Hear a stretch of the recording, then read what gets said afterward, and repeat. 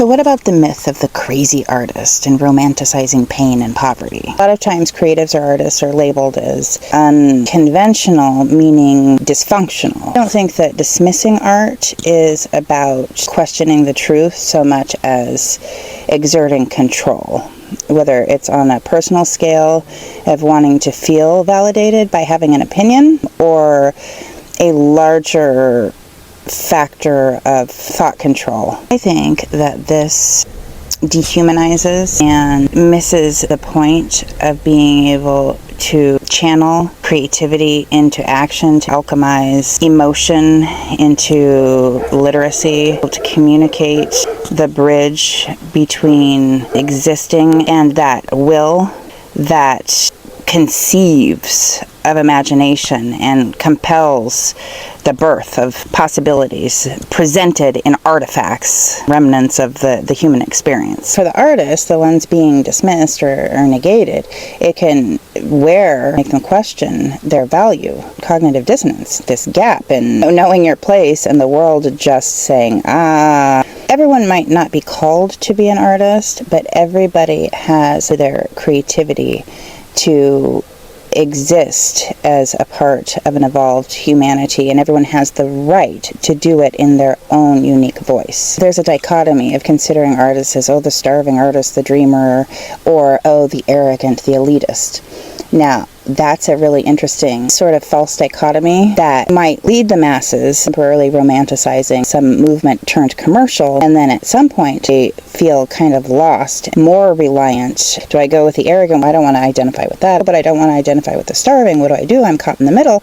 And then they're more susceptible to a baseline that makes them feel more, quote, normal. Theoretically, when we honor the spirit of creativity within ourselves, within others, within culture, it's to validate our humanity and that creative drive to move us forward collectively. So visions matter, I matter, you matter. The voice of creativity is coming through to remind us to keep questioning and to keep validating and to keep testing, to keep thinking, considering what resonates, to keep the conversation alive. Art as a tool of communication, it's a voice. Everybody has one. We all form one, and we all deserve to be heard as a part of the collective orchestra.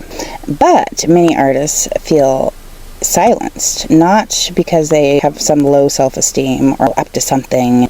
They understand that in that shadow between where thought and action and feeling have this magical awakening to channel the creativity, to kind of nudge us to consider and see things differently in order to innovate, in order to evolve, that there's this dance. The nuance is not so recognizable just in staying with the daily norm and the daily kind of rhythm, to expose themselves, to be heard, to just say, look, art as an artifact, for the sake of reminding humans that you're human, is exposing. It puts you in a vulnerable position. Every act of creation is a voice from beyond and a voice from the past and the future converging. It's not just so much about expression, expressing the self and venting and spewing out your humanity so that you feel alive, but encouraging others to share their voice. A lot of times what people fear or doubt, the skepticism in artists and the authenticity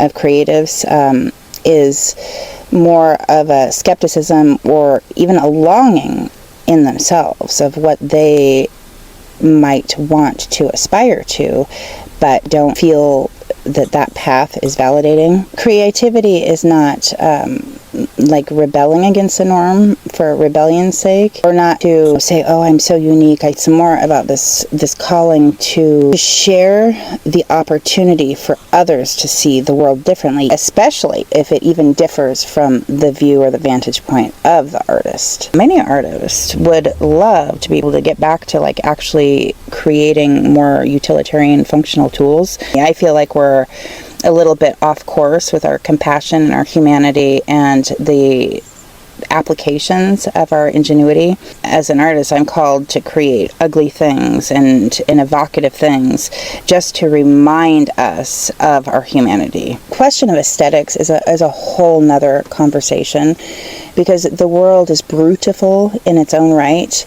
Art is not always about pretty pictures. If nothing else, just being reminded to tap into our compassion is a message in and of itself. Some tend to think of artists as ungrounded, impractical, up to something, lazy, unrealistic. What if we see creativity as channeling the willful spirit to transcend fear and root us in awareness, possibility, and progress? Then the old myths about artists and creativity may not actually be about the creatives or artists, but about perceiving them. I believe that pursuing creativity and a creative lifestyle and demonstrating that is not about running away. It's not about escape or diversion. It's about going back to what's truly real to move us forward. Just keep creating. Just keep creating. Keep the conversation alive. That's it. I love you. I hope your selfie therapy reflections are foundational and dutiful and you find some meaning in them. Share, like, subscribe, do all the good stuff to try to help me share creative encouragement. I will see you next time.